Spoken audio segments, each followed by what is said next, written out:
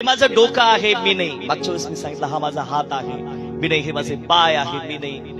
मग मी कोण आहे हे आम्हाला समजून घेणं गरजेचं. आता माझं नाव प्रकाश पैलवान आहे, मग हे माझ्या शरीराचं नाव नाहीये, तर हे माझ्या आत्म्याचं नाव आहे. कशाचं नाव आहे? आत्मा. लक्ष द्या. शरीर हे मातीला मिळणार आहे, पण तो बायबल शरीराविषयी पण सांगतो. या सर्व गोष्टीचा उलगडा आज आम्हाला होणं अत्यंत गरजेचं आहे, नाही का? जन्माला आलेला मनुष्य हा एक दिवस मरणार आहे. काय होणार आहे? का जगणार आहे? असं कोणी या ठिकाणी का तो 1000 वर्ष जगत असं कोणी आहे का? प्रभू येशू ख्रिस्त देखील लवकर मरण पावले, जन्माला आले आणि जी सेवा त्यांनी केली 30 वर्षाच्या नंतर त्यांनी सेवेला आरंभ केला आणि 33 वर्षामध्येच 3.5 वर्ष त्यांनी सेवा केली आणि ते मरण पावले, ते प्रभूच्या जवळ गेले. असं आपण म्हणतो की जो आवडे देवाला, नाही का? जो आवडे सर्वाला तोची आवडे देवाला, नाही का? आता मरण काय आहे, कसं आम्ही मरायला पाहिजे, नाही का? मरण तर अटळ आहे आणि या गोष्टीकडे जर आज आम्ही लक्ष केंद्रित केलं तर मला वाटतं खऱ्या अर्थाने आजचा जो उपकार स्तुतीची जी प्रार्थना आहे ही आमच्यासाठी आशीर्वादाचं कारण ठरणार आहे. आता देवाचं वचन सांगतं 4 प्रकारचं मरण देवाच्या वचनात आम्हाला पाहायला मिळतं. मागच्या वेळेस पण मी सांगितलं, परमेश्वराने आदामाला घडवलं, त्याने सृष्टी तयार केली, त्याने आकाश, बायबल असं सांगतं प्रारंभी देवाने आकाश व पृथ्वी ही उत्पन्न केली. काय उत्पन्न केली? आता आम्ही कशावर बसलो? हे काय आहे? कोणी निर्माण केली? बोला ना. थोडस विचार करायचं, विचार केल्यानंतर मग काहीच उपयोग नाही का? फक्त भाकरीच थापायच्या नाही, फक्त शेतीच करायची नाही, थोडं बायबल मध्ये देखील डोकं घालणं गरजेचं नाही का? ते रोजच आहे. देवाचं वचन सांगतं की त्याने पृथ्वी निर्माण केली. का केली? मनुष्यासाठी. मग या जमिनीच्या मातीतून परमेश्वराने मनुष्याला घडवलं, यासाठी घडवलं की या मनुष्याने देवाला ओळखावं, देवाची प्रार्थना करावी, देवाची आराधना करावी. आणि बायबल सांगतं परमेश्वराने एदेन बाग लावली आणि एदेन बाग लावल्याच्या नंतर परमेश्वर म्हटला बागेतील सर्व झाडांची फळं खा, परंतु बागेच्या मध्यभागी हे जे झाड आहे हे बरं आणि वाईट ज्ञान करून देणारं झाड आहे, हे झाड खाऊ, याचं फळ खाऊ नका, नाही का? त्यांनी त्या ठिकाणी मला पाहायला मिळतं की आदाम आणि हवेने देवाच्या आज्ञेचं उल्लंघन केलं. त्या ठिकाणी शैतान आला आणि देवाने म्हटलं होतं की जर तुम्ही ते फळ खाल तर तुम्ही खास मराल. काय होणार आहे? खास मरण येणार आहे. कोणतं मरण? खास मरण. नीट लक्ष द्या. आता हे खास मरण काय? त्या ठिकाणी शैतान आला आणि शैतानाने त्यांना सांगितलं, देवाने तुम्हाला हे सांगितलं खरंय का? म्हणे तुम्ही हे फळ खाऊ नका. ते म्हटले हो हे खरंय. मग ते म्हणजे तसं होणार नाही. लुसिफर शैतान काय म्हटला? तुम्ही देवासारखे होणार आहेत. शैतान खोटं बोलतो, नीट लक्ष द्या. त्यांनी ते फळ तोडलं, त्यांनी ते खाल्लं आणि देवाने सांगितलं तुम्ही खास मरणार आहात, खास मरण येईल. ते खास मेले, शारीरिक रीतीने नाही, ते आत्मिक रीतीने मेले. कसे मेले? वचन सांगतं त्यानंतर आदाम 900 वर्ष जगला. किती वर्ष? शरीरात जगला, परंतु तो आत्मिक राहिला नाही, तो दैहिक झाला. तो दैहिक कसा झाला? नीट लक्ष द्या. त्याच्यामध्ये राग आला, त्याला कळालं की मी नग्न आहे. अगोदर तो नग्न आहे म्हणजे जनावरासारखा होता, त्याला कळत नाही का? जनावराला कळतं का ते नग्न आहे? त्याला पाप कळत नव्हतं, हवेला पाप कळत नव्हतं, पण ज्यावेळेस ते फळ खाल्लं त्यांना समजलं आम्ही नग्न आहे. देवाने त्यांना आशीर्वादित केलेलं होतं. देव म्हटलं होतं फलद्रूप व्हा, बहुगुणित व्हा, म्हणजे तुम्हाला मुलं बाळ होतील, सर्व काही होईल आणि तुम्ही पृथ्वी काय करणार आहेत? व्यापून टाकणार आहेत. तुम्ही धार्मिक राहणार आहेत, तुम्ही आत्मिक राहणार आहे. परंतु त्यांनी ज्या दिवशी ते फळ खाल्लं त्यांच्या डीएनए मध्ये, त्यांच्या रक्तामध्ये पाप आलं. आता आमच्या बापाचा बाप एक मनुष्य, तो कोण? आदाम. त्या आदामाला परमेश्वराने घडवलं. त्याचं नाव काय? एक माणसापासून आणि एका स्त्रीपासून संपूर्ण मानवजात त्या पृथ्वीवर पांगली. पण या मानव जातीच्या डीएनए मध्ये काय? पाप. बर पाप काय? एक व्यक्ती दिवसातून 3 पेक्षा अधिक पाप करतो. काय पाप? तुम्ही म्हणाल बाळकसाहेब कोणतं पाप? नाही का? विचाराने पाप, डोळ्याने. हा, एखादी सुंदर स्त्री चालली नाही का, मुलं म्हणतात आहे काय राव, म्हणजे त्याच्या डोळ्याचे खासड होणारच आहे. नीट लक्ष द्या जो असं म्हणणार आहे. महिला बी आजकाल इतकल्या चड्ड्या. पुण्यात जा, मुंबईत जा, नाही का, बॉयफ्रेंड गर्लफ्रेंड. जगात पाप वाढलं. डीएनए मध्ये पाप. कुठं पाप? विचाराने पाप. नीट लक्ष द्या. चांगला विचार येत नाही का, याचं वाटुळं कसं होईल, त्याचं वाटुळं. हे गाव खूप चांगलंय बरं का, ह्या गावाविषयी नाही सांगत मी. नीट लक्ष द्या, आमच्या गावाविषयी सांगत आहे. माणसाच्या रक्तामध्ये डीएनए मध्ये पाप आलं. आता मला 2 मुलं झाली. नीट लक्ष द्या. कोणती? काईन आणि हबेल. नाही का, काईनाने सख्या भावाचा खून केला. बायबल सांगतं जगातलं पहिलं मर्डर. का? आम्ही शिव्या देतो का? आम्हाला राग, सख्या भावाचा राग येतो का? आम्ही भांडण करतो का?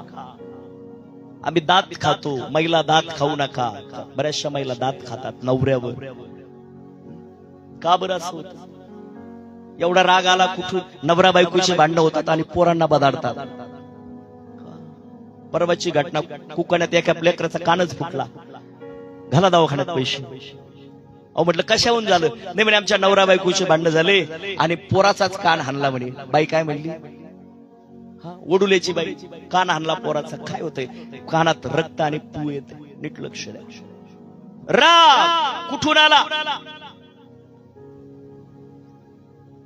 आमच्या डीएनए मध्ये राग आहे, आमच्या विचारात राग आहे, आमच्यामध्ये पाप आहे. मग हे पाप आलं का? पापाचं काय कारण आहे? पाप कुठून आलं? तर पाप हे आदामापासून आमच्या शरीरामध्ये काम करत आहे. पहा 40 वेळा सगळे आले. मी म्हटलं जर प्रार्थनेला या तर कोणी येणार नाही.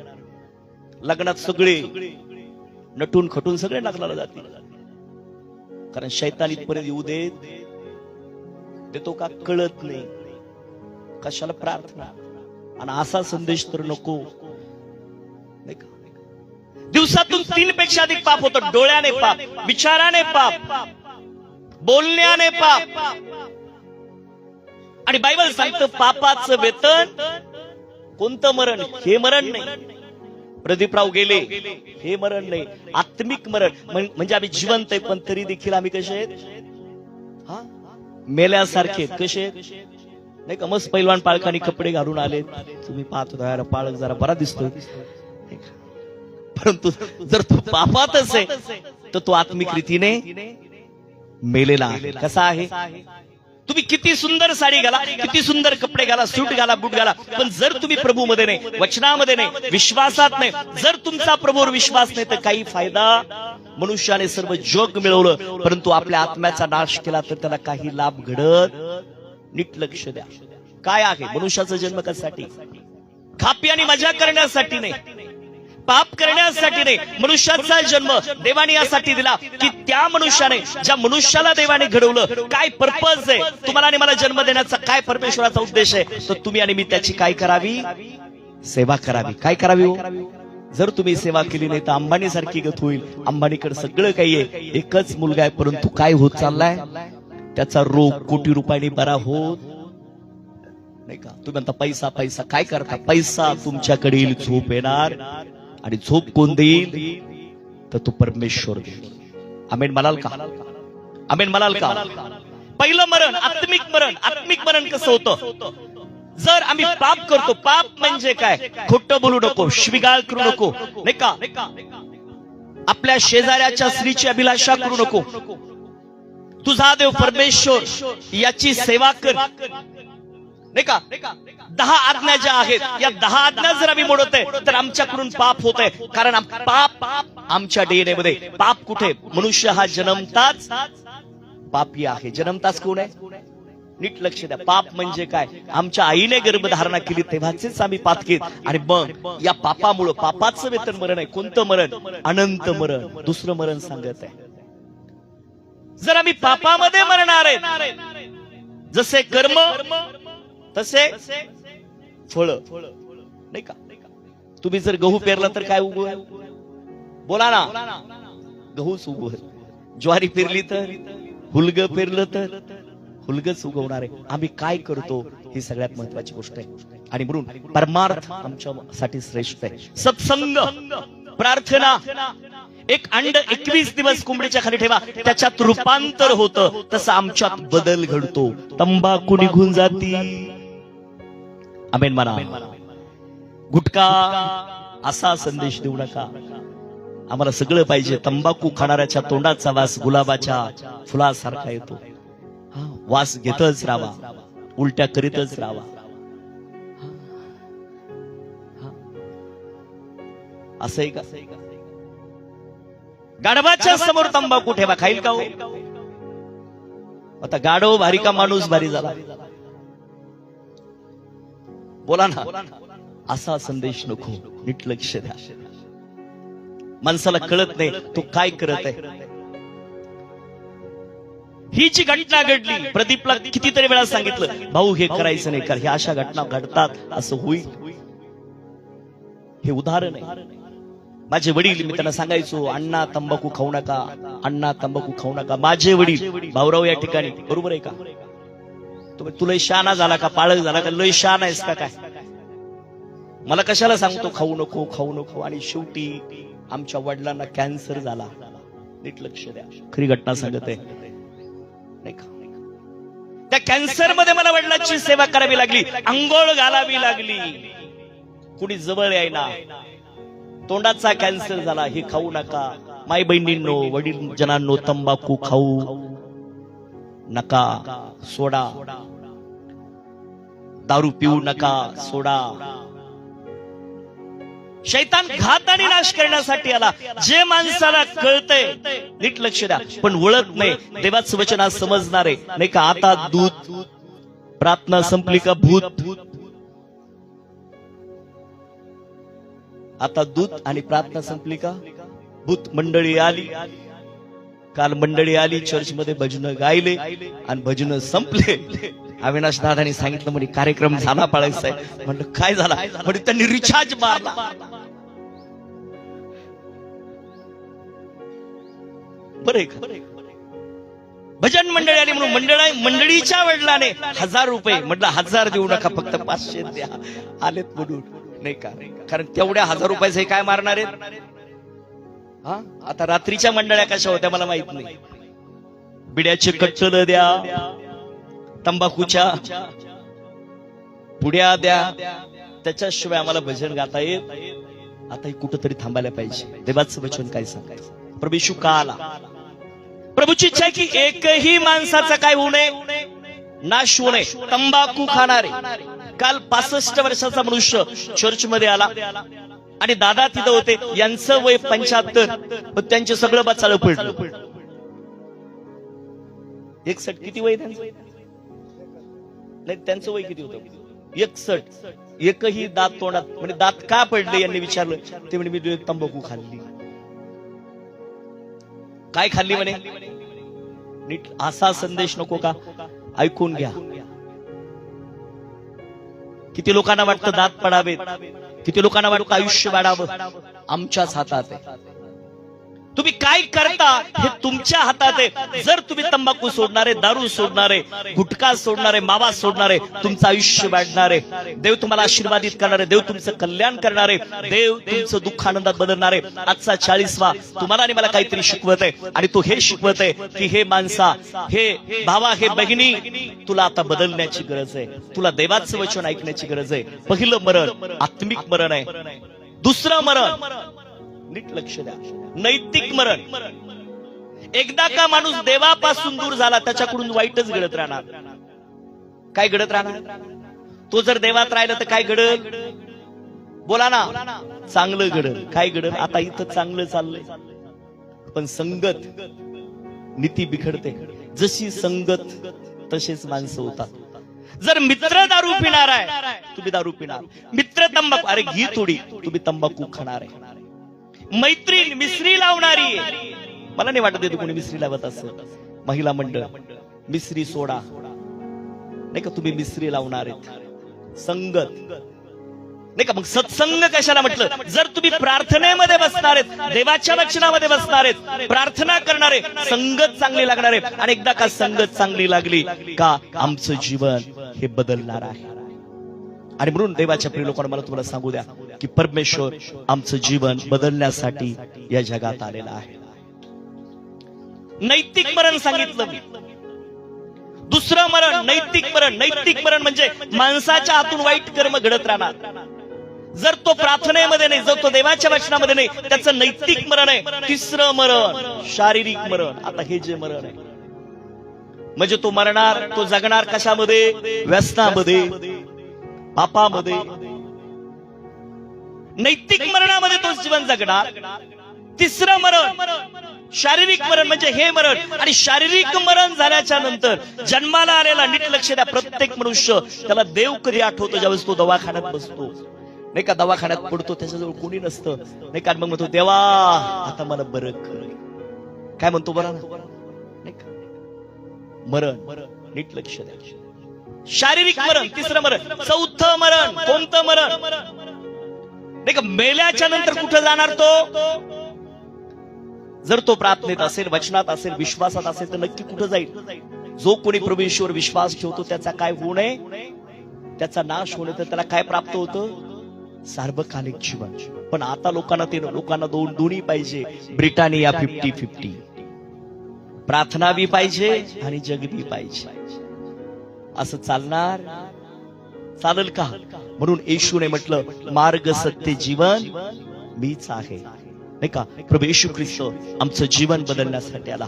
प्रभू येशू ख्रिस्त कुठला धर्म स्थापन करण्यासाठी आला नाही, बायबलमध्ये कुठलाही धर्म नाही का। मी दारू पिणारा व्यक्ती होतो, मी दारूचे धंदे करणारा माणूस होतो, नीट लक्ष द्या। मी येशूला मानत नव्हतो, तिथं भावराव आहे, माझ्या वडिलांपासून दारूचा व्यवसाय, पत्त्याचा क्लब, बॉक्सची बॉक्स विकायचो, नीट लक्ष द्या। मी ख्रिस्ती धर्माला न मानणारा व्यक्ती होतो, मला येशू आवडत नव्हता, कट्टर जय भीम होतो, देवी देवतांची फोटो मी चर्च मध्ये लावत होतो, नीट लक्ष द्या। तुम्हाला माहित नसत, मजलेश्वरला जाऊन विचारा। दारू प्यायला लागलो, संगत वाईट लागली, वडिलांनी मारलं, दांड्याने मारलं, घराच्या बाहेर काढलं, आणि वडील म्हटले घरात येऊ नको, घरात येऊ नको। एवढाच राग डोक्यात घेतला, रोगर घेतला आणि रोगर पिलो। 3 चपट्या पिऊन काय पिलो? रोगर पिलो। माय बहिणींनो, नित्यसेवामध्ये ऍडमिट केलं, डॉक्टर म्हणे जगणार। त्यावेळेस हार्नर फादर होते, आमची आई फादरकडे आली, फादरचे पाय धरले आणि म्हटले माझ्या लेकासाठी प्रार्थना करा, मला एकुलता एक मुलगा आहे। फादर माझ्यापर्यंत आले आणि काय केली? प्रार्थना केली, वाचलो। टाळीबाज म्हणा, टाळीबाज म्हणून तुमच्या समोर आहे। नाही तर मी पण जगलो, इतकी दारू पित होतो, दारू पिलो का पावसात लोळायचो असा, गडगड गडगड गुडगुड गुडगुड। कुणी चांगलं म्हणत होते का भावराव? ही साक्षीला माणूस आहे, काय म्हणत होते ते सांगतील तुम्हाला। 1 नंबर टुकार कोण होतं गावात? हा ऐका, साक्ष देते। आणि मग देवाने वाचवलं, मग कळालं की या जगात देव आहे। जेव्हा वाचलो, मग आईने सांगितलं भाऊ असं असं झालं, आणि तू वाचला, फादरने प्रार्थना केली, म्हटलं आता देवाशिवाय गत्यंतर जगातलं कोणतंच काम करणार नाही, फक्त प्रभूची सेवा करील। आणि प्रभूची सेवा आता पूर्ण जगभर देव माझ्याकडून करत आहे। पंजाबमध्ये, हरियाणामध्ये, दुबईमध्ये, अमेरिकेमध्ये विमानाने माझा प्रवास होतो। पण जसा देश तसा भेष, तिकडे गेलं का माझं राणीमान सूट बुटात असतात, इकडे आलो का खेड्यासारखं असतं। हालेलुया म्हणा नाही का। प्रत्येक आठवड्याला चर्चमध्ये प्रीती भोजन असतं नाही का। वाईट अवस्था, वाईट अवस्थेतून प्रभूने बाहेर काढलं, प्रभू कळाला, अंधकारातून आता कुठे आलो. आता किती लोकांना अंधकारात राहायचंय. जर तंबाखू खाणारे तर अंधारात राहणार आहेत, दारू पिणारे तर अंधारात राहणार आहेत, गुटखा खाणारे अंधारात राहणार. नीट लक्ष द्या, आता बदलण्याची गरज आहे. आणि म्हणून प्रभू येशू ख्रिस्त म्हणतो, मी जगाचा प्रकाश आहे. काय आहे? आता आम्ही अंधकारातून कुठे आलो? प्रकाशामध्ये. आजचा 40वा आम्हाला बदलण्यासाठी सांगत आहे. आजचा 40वा आम्हाला व्यसन सोडण्यासाठी सांगत आहे. आजचा म्हणून हे मरण व्यर्थ नाही. आमुचा मरण हा शेवट नाही, आमुचा मरण हा शेवट नाही. बायबल सांगतं की मेल्याच्या नंतर घेऊन जाण्यात येतं. मरण हा शेवट नाही. मेल्यानंतर माणूस भूत होत नाही. नीट लक्ष द्या. बायबल प्रूफ करतं, मेल्याच्या नंतर दोघांनाही नेलं. श्रीमंतही मेला आणि भिकारी मेला, दोघांनाही घेऊन गेले देवदूत. आणि जो भिकारी होता त्याला सुखलोकात ठेवलं, स्वर्गात ठेवलं. आणि जो श्रीमंत होता, श्रीमंत काय करत होता? दारू पित होता. श्रीमंत काय? गुटखा खात होता, तंबाखू खात होता, ख्याली खुशाली करत होता. नीट लक्ष द्या, त्या श्रीमंताला अधोलोकात पडण्यात टाकण्यात आलं, परंतु जो भिकारी होता त्याला सुखलोकात जागा दिली. आज आमचं जरी लेकरू पण ते प्रभूवर विश्वास करत होतं. प्रदीपचा प्रचंड प्रभूवर विश्वास होता, परंतु शैतानाच्या फेऱ्यामध्ये आल्यामुळं त्याने ऐकलं नाही. परंतु आमचा विश्वास आहे, त्याने देवावर विश्वास ठेवला, त्याचा नाश होत त्याला सार्वकालिक जीवन आहे. आणि चौथं मरण मी तुम्हाला सांगितलं, अनंत मरण. पहिलं मरण मी तुम्हाला सांगितलं, आत्मिक मरण. आदाम मेला, परंतु तो 900 वर्ष जगला. म्हणजे तो कशाने मेला? आध्यात्मिक रीतीने. आध्यात्मिक रीतीने मरण म्हणजे जो प्रार्थना करत नाही तो आध्यात्मिक रीतीने मेलेला आहे. जो तंबाखू खातो तो आध्यात्मिक रीतीने मेलेला आहे. जो दारू पितो तो आध्यात्मिक रीतीने मेलेला आहे. जो पवित्रताईमध्ये चालत नाही तो आध्यात्मिक रीतीने मेलेला आहे. मग बघा आता जितके बसलेत याच्यात किती जण मेलेत आणि किती जण जिवंत आहेत. आत्मिक मरण नंबर 1 मी सांगितलं. आदामाला सांगितलं ते फळ खाशील तर तू खास, बोला ना, खास मरशील. म्हणजे खास मरण झालं. कोणतं मरण? आत्मिक मरण. दुसरं मरण मी तुम्हाला सांगितलं, नैतिक मरण. कोणतं मरण? बोला ना, कोणतं मरण? नैतिक. नैतिक मरण म्हणजे काय? तो माणूस धार्मिक राहत, तो म्हणतो चाललंय, चलू द्या, येऊ द्या चापट्या, येऊ द्या मावा, येऊ द्या गुटखा. नैतिक मरण तो जगिक आणि दैहिक होतो. काय होतो? देहाची कर्म उघड आहे. बायबल सांगतं ती कर्म काय? राग, तटफुटी, पक्षभेद, हेवा, दारूबाजी, रंगेलपणा ही देहाची कर्म आहे. आणि अशी कर्मे करणाऱ्यांना सुखलोकात जागा, स्वर्ग प्राप्ती नाही. नीट लक्ष द्या. मग काय करायचं? गहू पेरले तर दात पाडून घ्यायचेत का लवकरच? 61 वर्षामध्ये तंबाखूने सारे दात गळून पडले. बोला हालेलुया. नाही का? दात वाचवा, स्वतःला वाचवा. नैतिक मरण सांगितलं. परत समजून घ्या, नैतिक मरण काय? तो मनुष्य धार्मिक राहत नाही, तो माणूस दैहिक होतो. आणि देहाची कर्म काय? राग, तटफुटी, पक्षभेद, हेवा, दारूबाजी, रंगेलपणा ही देहाची कर्म आहे. आणि अशी कर्मे करणाऱ्यांना देवाच्या राज्याचं वतन मिळत नाही. आणि म्हणून येशूला यावं लागलं. आम्ही दैहिक राहू नये, आम्ही व्यसनातून मुक्त व्हावं, आम्ही पवित्र व्हावं, आम्ही शुद्ध व्हावं. म्हणून येशू या जगात आले आणि जगात येऊन त्याने मेलेल्यांना उठवलं. असा कोणता देव आहे? आमेन म्हणा. 2 मासे आणि 5 भाकरी किती हजारांना भोजन दिलं? 5,000 भोजन दिलं. अंधळ्यांना दृष्टी दिली प्रभूने, लंगड्यांना पाय दिले. आमेन म्हणा. एवढंच नाही, प्रभू मरणातून जिवंत झाले. आम्हाला होणारी शिक्षा येशूने त्याच्यावर घेतली. डोक्यात काट्याचा मुकुट घातला. का घातला? आम्ही वाईट विचार करू नये. हातात खिळे ठोकले. का ठोकले? आम्ही या हाताने आमची सजा त्याने त्याच्यावर घेतली. पायामध्ये खिळे ठोकले. का ठोकले? आम्ही वाईट मार्गाला जाऊ नये. एक येशू रक्त वाहिले तुझ्या देहातून, मला मुक्त करण्या पापातुनी मला मुक्त करण्या श्रापातुनी येशू रक्त वाहिले तुझ्या देह एक थेंब रक्त नाही राहिलं, रक्तामध्ये जीवन आहे आणि ते जीवन आम्हाला मिळालं. येशू का मेला नीट लक्ष द्या. येशू मेला म्हणून आम्हाला जीवन मिळालं. आमचं पाप बायबल सांगतं देवाने जगावर एवढी प्रीती केली, फक्त भारतावर नाही, फक्त इस्रायलवर नाही, फक्त अमेरिकेवर नाही, संपूर्ण मानव जातीवर प्रभूने प्रेम केलं. येशू कुठला धर्म बदलण्यासाठी आला नाही, येशू जीवन बदलण्यासाठी आला. आजही माझं नाव प्रकाश पैलवान आहे, मी हिंदू महार आहे. कोण आहे? माझा काय रंग बदलला का गोरा झालो अमेरिकेसारखा? पण माझं जीवन बदललं. आमेन म्हणाल का? टाळी वाजून देवाचं गौरव करा. तो जीवन बदलणारा देव आहे. आजचा 40वा आम्हाला बदलत आहे. आजचा 40वा सांगतो, हे देवाच्या माणसा, हे भावा बहिणी, मिसरी सोड, तंबाखू सोड, दारू सोड, कारण पापाचं वेतन मरण आहे.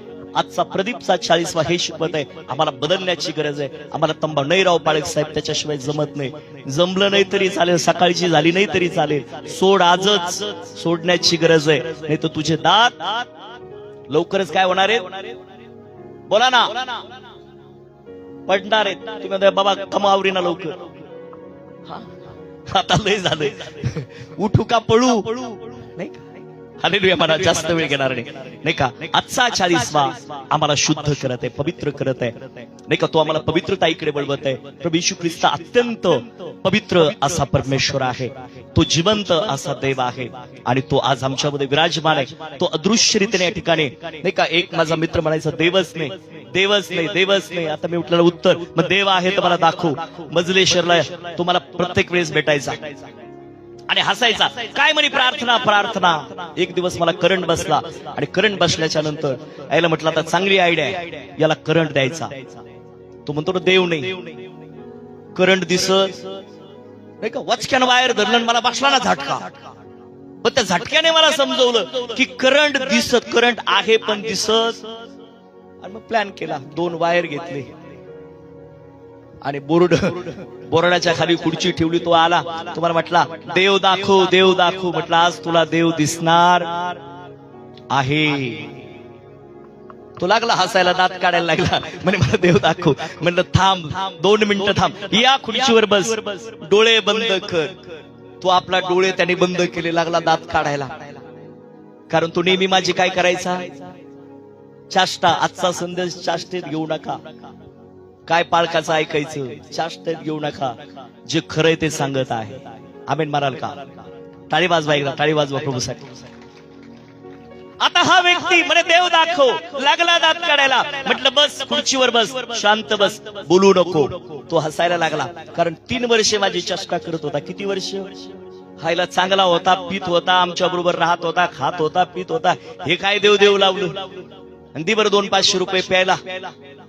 अरे म्हटलं बाबा मी पाप करू शकत नाही. म्हटलं बस तुला देव दिसणार आहे. खुर्चीवर बसला, नाही का? केबल वायर तयार ठेवलं होतं, लांबला चाक वायर, आणि मेन स्विच मध्ये वायर घातलं. डोळे उघडू नको, हा दात काढू राहिलाय, हसू राहिलाय, आणि जेव्हा झटका दे, अरे मेलो रे, धावा रे, लागला ना भांडायला. मला मारतो का काय करू राहिला म्हणे. म्हटलं तुला मारत नाही, नीट लक्ष दे. हा करंट दिसतो का? त्या वायरामध्ये काय दिसतो का? मग देव दिसल का? देव कसा दिसल? कारण हे डोळे काय झालेले तुझे? हे चांगलेत का? नाही का? मगाशी सांगितलं, एक व्यक्ती दिवसातून 3 पेक्षा अधिक पाप करतो. काय पाप? डोळ्याने पाप, विचाराने पाप, बोलण्याने पाप. मग देव कसा दिसलो? हालेलुया. हवा दिसत नाही आहे, करंट दिसत नाही, करंट. आणि ज्याला करंट दिसत नाही, जो म्हणतो देव नाही, त्याला शॉक द्या, त्याला उदाहरण द्या, त्याला काय द्या? झटका द्या. म्हणजे त्याला कळेल देव आहे. आमेन म्हणा. तो आहे प्रभू येशू ख्रिस्त, काल आज युगान युग. तो मरणातून काय झाला? बोला ना. तो या ठिकाणी आहे. म्हणून आमचं मरण शेवटणे. हे माझं डोकं आहे मी नाही, हे माझा हात आहे मी नाही, हे माझे पाय मी नाही, मग मी कोण आहे? माझ्यामध्ये जो आत्मा तो मी आहे. आणि तो आत्मा पुन्हा कुणाकडे जातो? देवाकडे जातो. कुणाकडे जातो? आणि म्हणून जो त्याच्यावर विश्वास ठेवतो, प्रदीप देवावर विश्वास, त्याला ज्ञान होतं, त्याला परमेश्वराचं ज्ञान होतं. तो चर्च जाडायचा, शेवगावला तो चर्चला आला, परंतु कंडिक्शन अशी झाली की ज्यावेळेस काही गोष्टी माणूस त्याच्या आहारी जातो त्यावेळेस त्याच्यातून बाहेर येणं कठीण आहे, परंतु देव त्याच्यातूनही बाहेर काढतो. एवढी ताकद प्रार्थनेमध्ये आहे, एवढं सामर्थ्य प्रार्थनेमध्ये आहे. एक अंड 21 दिवस कोंबडीच्या खाली ठेवल्यानंतर त्याच्यात रूपांतर होतं. त्या अंड्यामध्ये काय होतं? प्रभू आमच्यामध्ये रूपांतर करतो. कोण म्हणतं व्यसन सुटत नाही? सर्व व्यसन सुटू शकतात. एवढं सामर्थ्य प्रभूमध्ये आहे प्रियानो. आणि म्हणून माझ्या माई बहिणींनो, माझ्या देवाच्या प्रिय लोकांनो, मला आज एवढं एकच सांगायचंय की प्रत्येक व्यसनातून आम्हाला मुक्त होण्याची गरज आहे. आम्हाला व्यसन सोडण्याची गरज आहे. तरच खऱ्या अर्थाने आम्हाला चर्चमध्ये जाण्याची गरज आहे. आम्हाला प्रार्थना करण्याची गरज आहे. आणि जर या गोष्टी आमच्या जीवनामध्ये येतील तर खऱ्या अर्थाने देव आम्हाला आशीर्वादित करणार आहे. Praise the Lord. आणि म्हणून परमेश्वर या दुःखित कुटुंबाचं सांत्वन करो. आजचा हा 40वा आम्हाला बदलण्यासाठी सांगत आहे. देव आम्हाला दीर्घायुष्य देणार आहे. देव आमच्यावर कृपा करणार आहे. यावेळेस जास्त वेळ मी घेत नाही. यावेळेस आपण प्रार्थना करूया. आणि मी विनंती करतो, रेव्हरंड भारसकर साहेब आमच्यामध्ये आलेले, त्यांनी समोर यावं आणि यावेळेस प्रार्थना करावी. आणि प्रार्थना झाल्याच्या नंतर आपण फुलाच्या कार्यक्रमाकडे वळणार आहोत.